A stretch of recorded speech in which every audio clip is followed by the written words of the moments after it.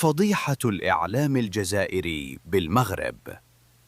نعلم جيداً أن دور الصحافة والإعلام الذين جاءوا إلى المغرب، سواء الإعلاميين العرب والأفارقة وحتى الإعلام الأوروبي، ودور الإعلاميين المرافقين لمنتخباتهم المشاركة، نشروا إنجازات القارة الإفريقية في تنظيم تظاهرة رياضية تضاهي التظاهرات العالمية، نقل الحدث إلى الجماهير العالمية، صناعة الرواية الرياضية، اكتشاف المواهب وتسويقها إعلامياً، المنتخبات المفاجئة، تنظيم حوارات مع اللاعبين والمدربين، تصوير المباريات واللقطات الجميلة داخل الملعب، كلقطات المراوغات أو لقطة هدف قد تساهم في تصدير اللاعبين إلى أوروبا، وكذلك الربح المادي للصحافة عبر ترويج أحسن اللقطات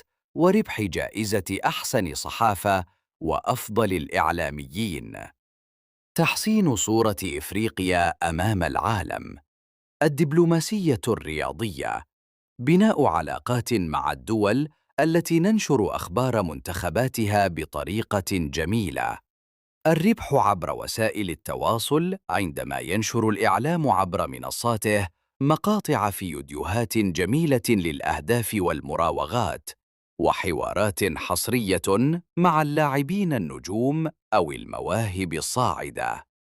الصحافة الجزائرية وكما يعرفها العالم، تترك التحليلات الرياضة وكل ما يتعلق بالرياضة، وتبحث عن فضائح أو فشل تنظيمي أو تساقطات مطرية، أو تتحدث عن الفندق أو عن بواب باب الفندق. الصحفي الأول قال إن الفندق عادي جداً، بالرغم بأن الفندق عالمي. أكفس فندق بالمغرب هو بمثابة 5 نجوم في الجزائر. إعلاميين جزائريين يبحثون عن أشياء يعيشونها يومياً في بلادهم، كالطوابير وانقطاع الماء والكهرباء.